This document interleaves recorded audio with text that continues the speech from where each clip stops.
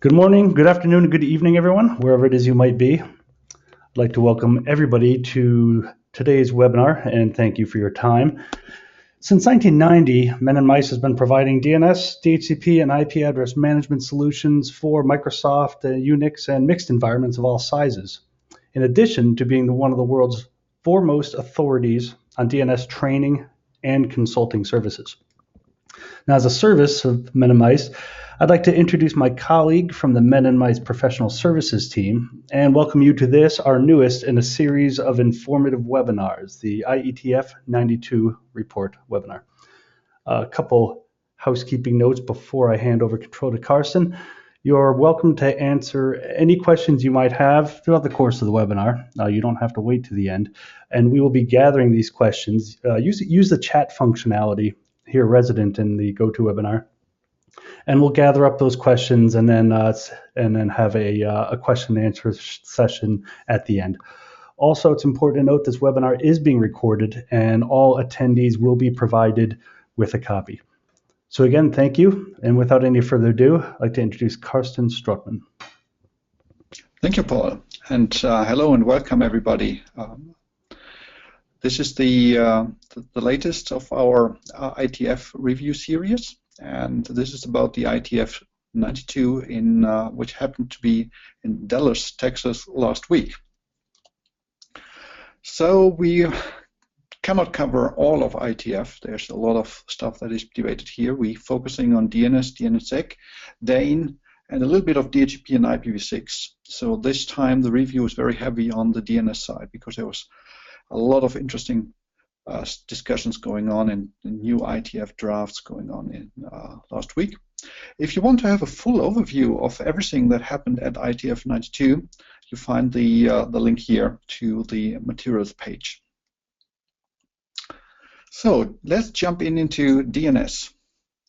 This is the list of RFCs that have been published since last IETF. Last IETF was in Hawaii in end of 2014. And especially interesting here is the first one, RFC 7489, domain-based message authentication reporting and conformance, DMARC, which is a way for email systems to publish a policy in DNS about their email system, especially what should happen if a remote site finds something fishy with email that seems to come from that domain. So we might have a complete webinar on DMARC because it's a large topic later on this year.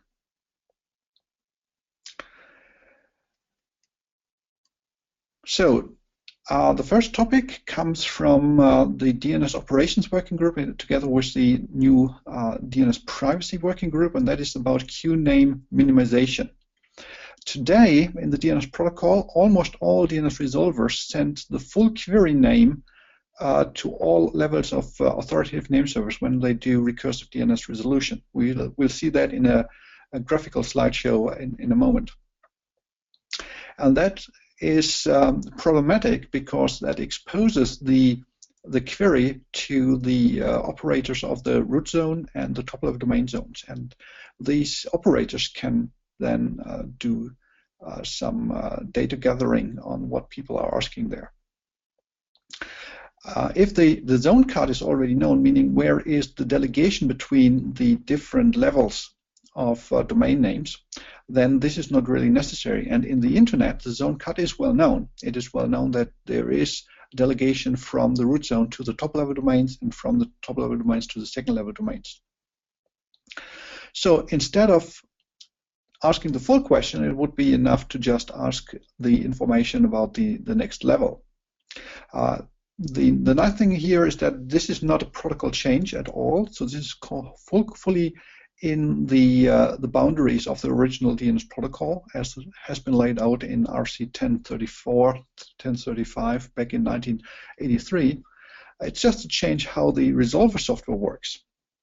So first let's look what happens today. So here we have in the lower part a DNS client where the user wants to go to some website, www.example.com. On the left side, we have a caching DNS server that just has been rebooted, so it doesn't have any information in the cache. And we have the DNS hierarchy from the root, the com zone, and example.com zone. So when the user is typing in a URL in the browser, the client asks to the caching server what is the address of www.example.com, asking for an IPv4 record in this case. And the caching server, having no formal information, needs to go to the root name server. And today, it will ask the full question. It will ask, what is the address, the IPv4 record of www.example.com? Even though in the internet it is known that the root name server cannot answer this. So the answer is a referral telling us the list of the com name servers. Now the same question, the full question, is being sent to the com name servers, or to one of the com name servers, asking for the IPv4 address of www.example.com, and we get another referral back, a list of the example.com name servers. Now this behavior of caching servers allows the operators of the root name servers and the top-level domain servers to gather information about what people are asking in the internet. And some people see that as a problem. There's some privacy concerns about that, especially when there's only one client behind the caching DNS resolver. So in the last step, our caching server goes to the authoritative server of example.com, asking the same question. And here, because it's the authoritative server, we get the answer back. Here's the address of www.example.com. The address is being cached now and given back to the client, and the client loads the page. Now the proposed change in the implementation looks like this. So with query name minimization, the client will still ask the full question towards the caching server, but now the caching server, when asking towards the root name server system, will just ask for the list of the name servers for com. So it's asking for delegation information. In order to do that, it needs to know that there is a zone cut. It needs to know that there is delegation between the root name server and the com name servers. And for the internet, that is well known. Also, information about the zone cut can be learned by a caching server over time. For example, if the caching server is DNSSEC enabled, by seeing the delegation signer records. The delegation signer records used in DNSSEC mark a zone cut, mark a delegation point. So again, we get the list of the com name servers back. And now the question is asked for the list of the servers for example.com. So technically, this is a question for the NS records of the top-level domain.com here, asking for example.com. We get the list of example.com NS records back, and now we ask the full question to the authoritative server, and only the authoritative server sees the full query. And the rest of the game is the same as before.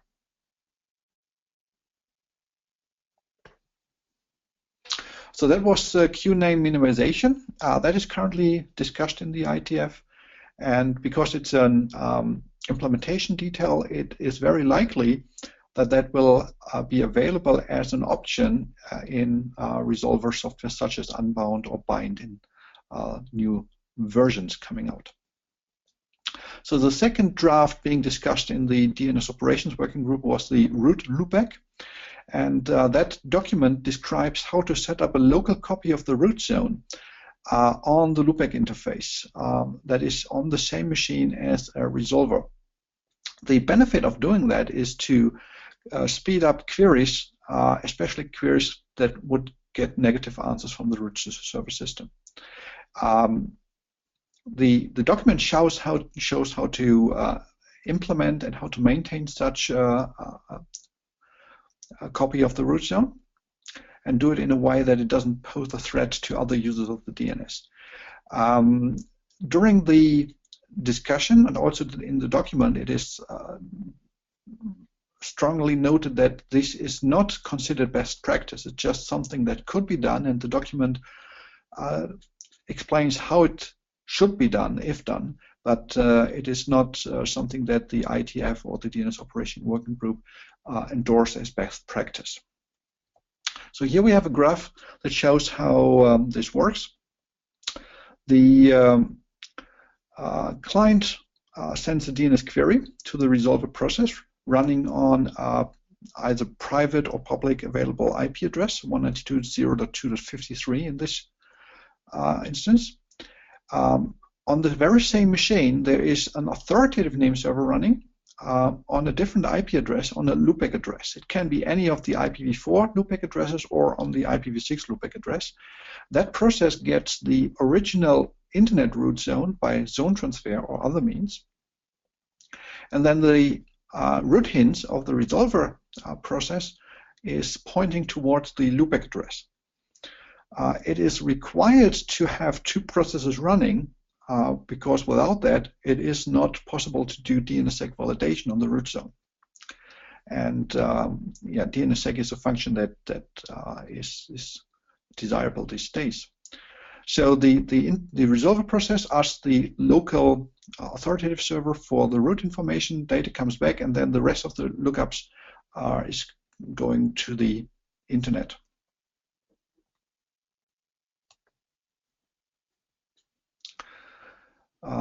Another document being discussed in the DNS Ops working group is the DNS terminology document, and that is a document that aims to list and define all the terms used in DNS. So it defines exactly what is a label, what is a domain, what exactly is a DNS zone, what's the apex of a DNS zone, what's a zone cut, and so on and so forth. Because all these terms have been used in other RFCs and technical documentation since DNS was invented, but they were never formally really defined in the RFCs.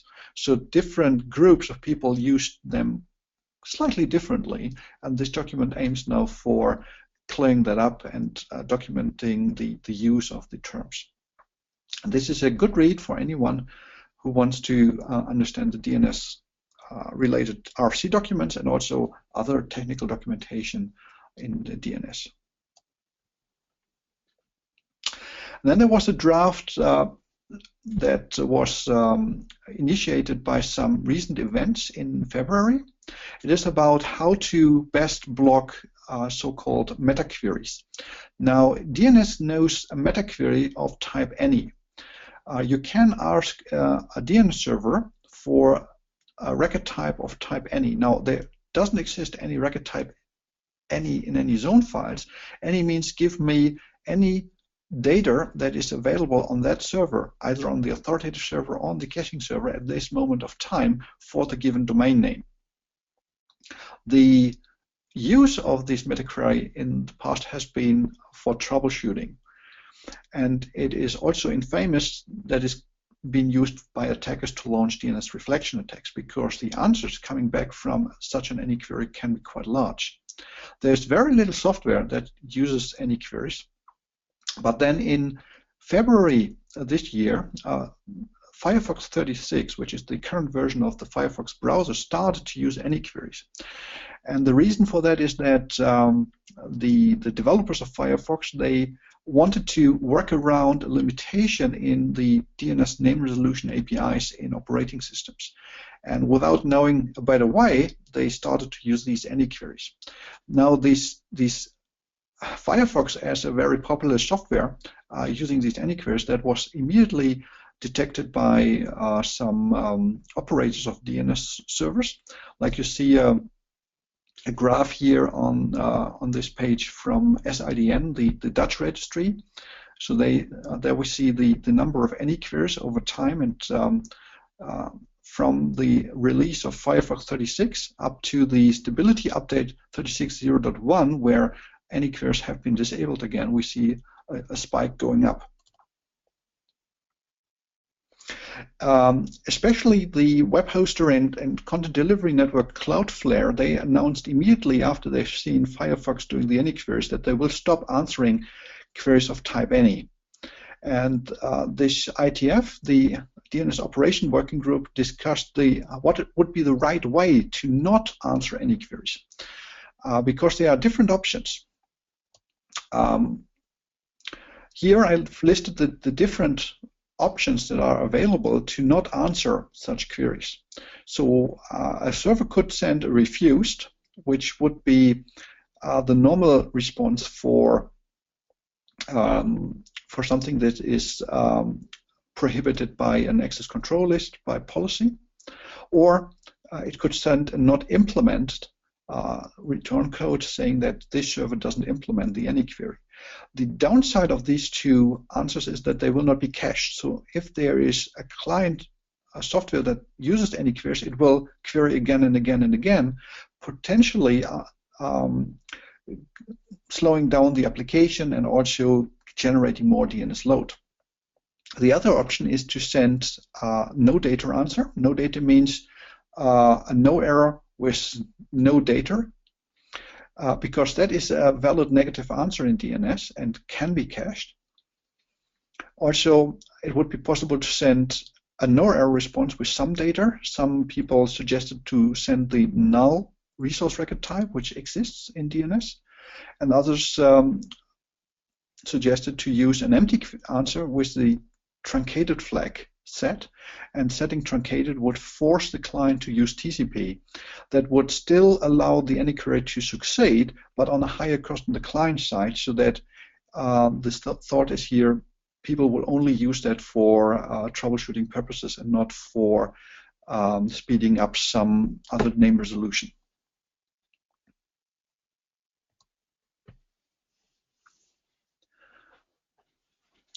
So the draft mixfr, mixfr is an enhancement of the incremental zone transfer standard. In DNS, we have either full zone transfer today, called AXFR, or an incremental zone transfer, IXFR. An incremental zone transfer only sends the differences from the last zone transfer to all changes since then. Now, with DNSSEC, that can create an even larger amount of data being sent between two name servers than a full zone transfer. And that is because a change in a DNSSEC signed zone can trigger all or almost all of the NSEC records or the signatures to be recreated, and that can create a large number of changes. The new MIXFR, the minimal incremental zone transfer proposal, proposes a rich syntax for the zone transfer, for the incremental zone transfer, that would be aware of DNSSEC and would not send all the commands to delete the covering RFCs when there is a change, and that would save the transmission of all the signatures, because the receiving name server can have the knowledge what signatures should be deleted, and only the newly created signatures then are transferred and not the deletions.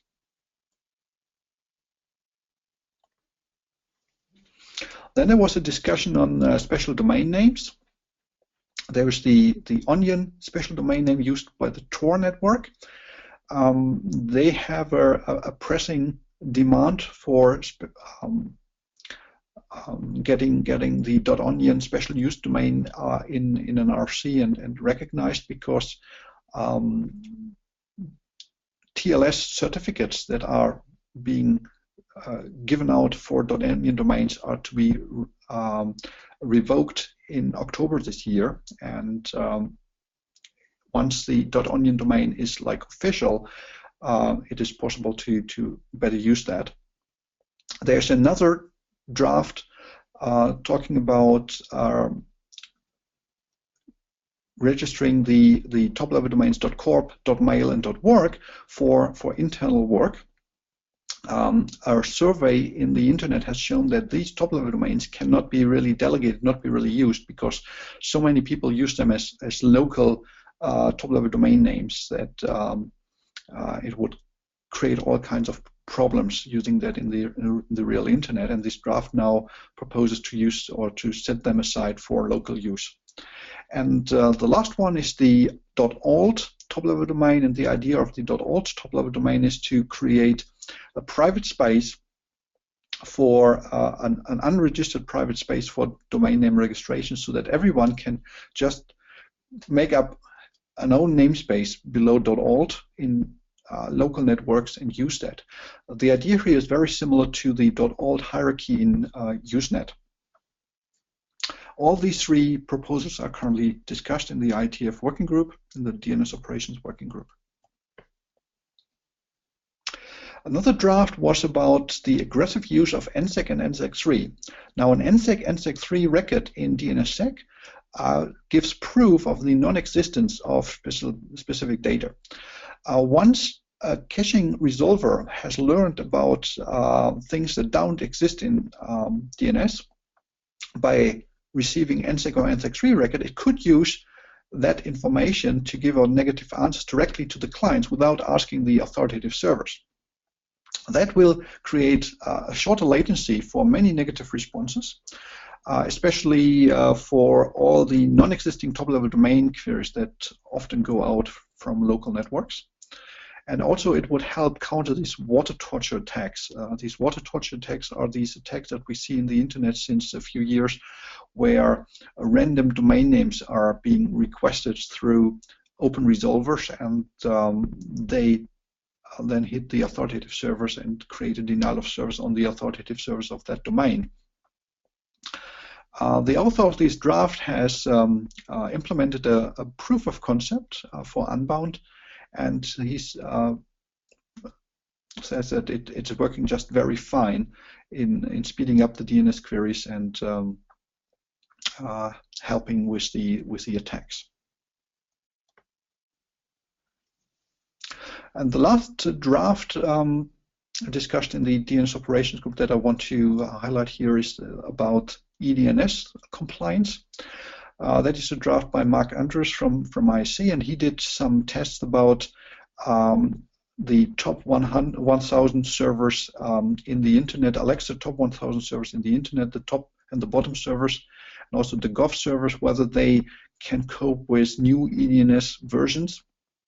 EDNS is an extension to DNS that has been standardized in 1998. Currently, we have EDNS version 0, and all DNS servers and firewalls and load balancers, they can work with EDNS version 0. But new functionality wants to use a newer version, EDNS version 1 or version 2. And Mark Andrews found that a couple of middle boxes, firewalls and load balancers, they block DNS traffic that contains an EDNS version number larger than 0. This draft now documents the issue and it also describes how it can be tested whether the own infrastructure is EDNS compliant.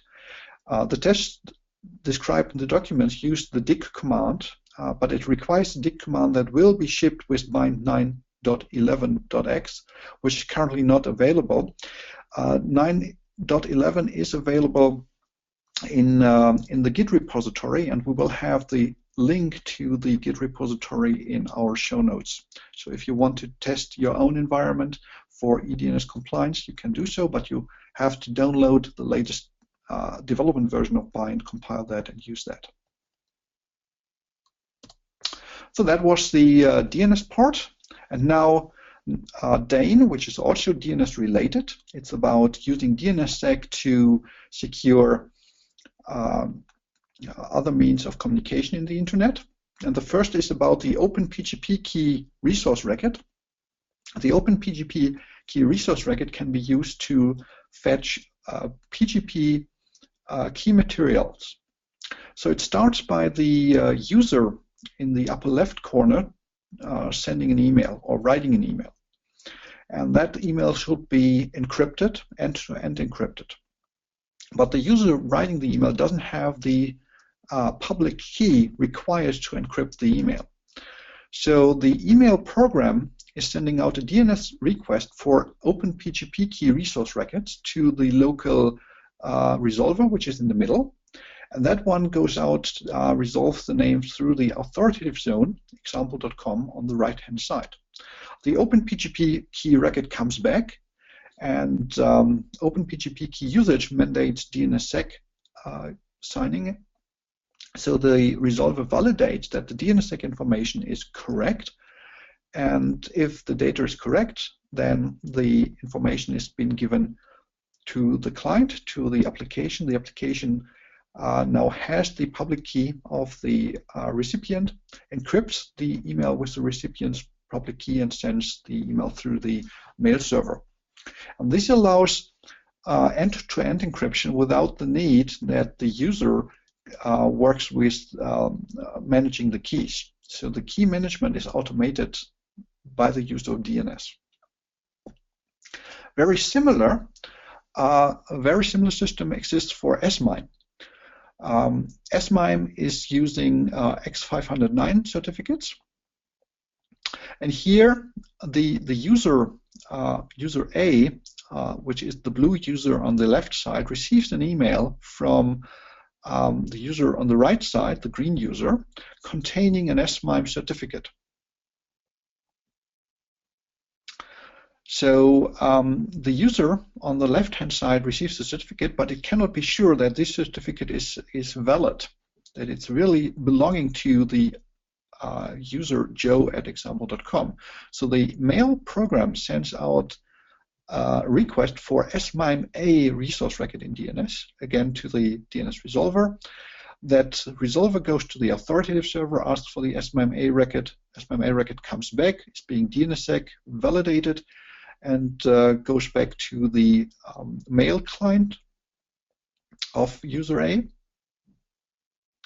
And that certificate that is in the SMIMEA record can then be used to validate that the certificate is really belongs to the email address joe@example.com. So the email program can now use that certificate to encrypt the email and send it to user Joe on the right-hand side. So this is very, very similar to OPENPGPKEY, just different encryption technology. VeriSign Labs, they published a programming library and a Thunderbird plugin for SMIMEA last week, and it can be already used for Linux and macOS, and we see a screenshot here. And we have the download link on in the show notes if you are interested to use the SMIME plugin. There is currently no resource record type assigned for the SMIMEA resource record, so this is at the moment experimental, and you cannot really use that in the internet. But as soon as the resource record type is being assigned by IANA, which should happening in the next month, then it's possible to use that in production. So how do the records look like? The domain name of an OpenPGP key and also the SMIMEA key is a hash of the local part of an email address. It's a SHA-224, a hash of the local part of the email address. The local part of an email address is everything left of the @ sign. Then we have a delegation point for OpenPGPKEY that is _OpenPGPKEY. The use of the delegation point is to be able to delegate that special domain part onto a different server if that is required. And then we have the email domain, Men&Mice.com in this example. So this would be the domain name for my email address, Carsten@Men&Mice.com. Then we have class internet, record type is OpenPGPKEY, and then we have the public part of the PGP key in the data part base 64 encoded, which is just the public key, the normal public key as binary data in DNS. The SMIMEA record looks very similar. Again, we have the SHA-224 hash of the local part. We have the delegation point. Delegation point is _SMIME-cert in this case. Then the email domain, Men&Mice.com. Record type is SMIMEA. And then the data part of SMIMEA is exactly the same as the TLSA record, which is used to validate certificates for mail servers and web servers. So we have certificate usage selector and matching type, the 3 numbers, and then the public part of an SMIME cert or a hash of the certificate. So it can either have the full certificate or a hash. Now, The big problem, and that was strongly debated in the IETF working group meeting, is the issues with hashing of the local part. The problem here is that email addresses are could be case sensitive.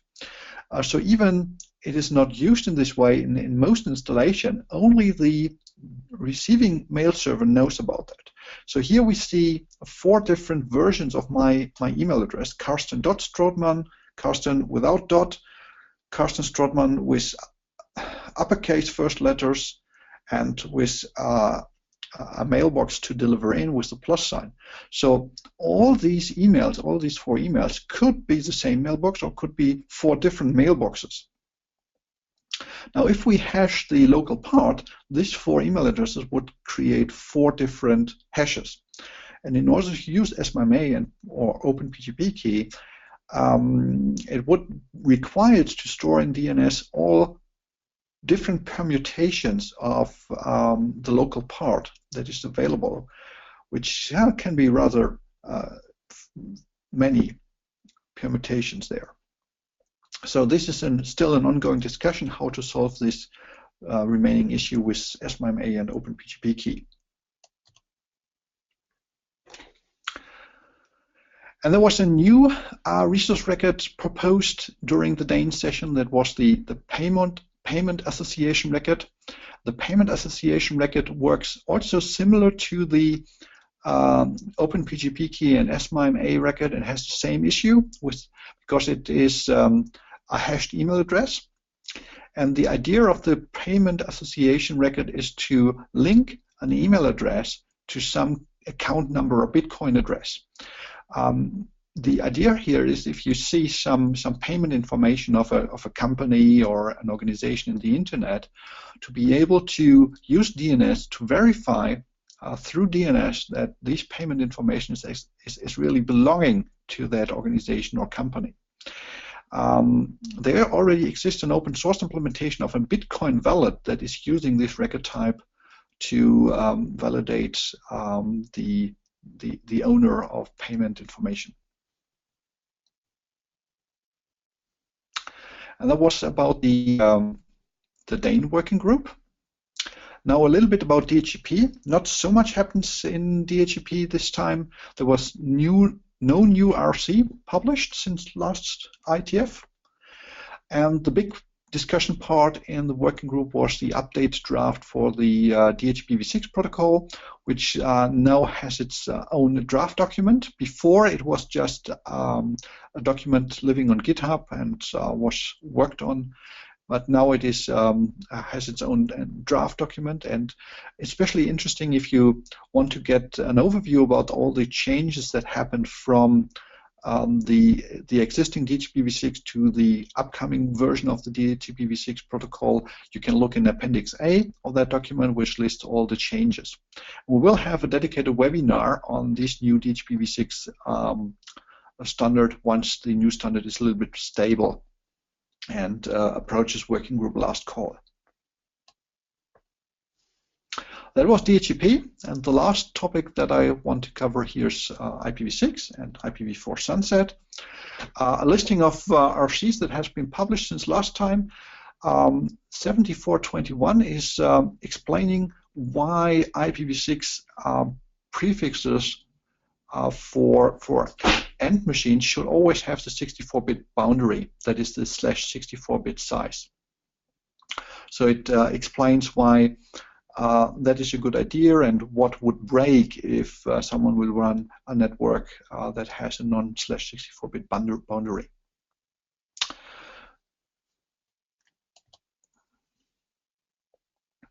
So then there was discussion and documentation of parse MTU discovery problems together with load balancing or anycast deployments. The issue here is that in order to do correct parse MTU discovery, to do the fragmentation in IPv6, the router that has a smaller uplink connection needs to send ICMPv6 packet-to-big messages back to the client sending the data. Now, if that machine is load balanced, then there's a problem with ICMPv6 because these load balancers often work by hashing the source and destination IP address and the port numbers in order to figure out which machine in a load balanced environment should get the data, should get the traffic. As ICMP does not have any ports, the hashing function doesn't work the same way as for UDP and TCP. So if there is like a UDP package being dropped because of too big, then the message might not be delivered to the correct endpoint, that is to the machine sending the data, the machine that needs to do the fragmentation. Cloudflare has a quite good blog entry about parse-MTU discovery and what broke in their environment, and you see the URL here. Another problem that is surfacing is about happy eyeballs and dual stack or IPv4 carrier-grade net deployments. Websites sometimes or very often store the IP address of a client as a security token to create a session in HTTP, for example, to create a shopping cart or something similar. And if the IP address changes in between the session, then it looks to the server as if someone were trying to hijack the session, and the server will just invalidate the session, throw away all the data and start all over again. Very often then resulting in a new login screen for the user if the service the user is using requires login. And that happens in dual stack environments where we have IPv4 and IPv6 with browsers that do happy eyeballs, because sometimes it can be that IPv4 is faster, then the server sees the IPv4 address, and the next request the IPv6 might be faster and the server sees the IPv6 address. To the server, it's a different IP address, so it looks like a different machine. Also, if there's a host with with multiple interfaces connecting to the internet, or if we have changing IPv6 addresses, like privacy addresses just changing in the middle of the session, or an IPv4 carrier-grade network with so little IPv4 address space that the IPv4 space is being shared among multiple clients. So this draft documents the issue and also discusses some mitigation options. As there are multipass TCP, which allows to open multiple TCP connections through different ways to different IP protocols, like one through IPv4, another one to IPv6, maybe multiple IPv6 to the same server, but the server will, with multipass TCP, see that this is actually one connection from one client and will be able to recognize this. Multipass TCP is quite new and it's not widely implemented, but it's available in the latest Linux distributions, for example.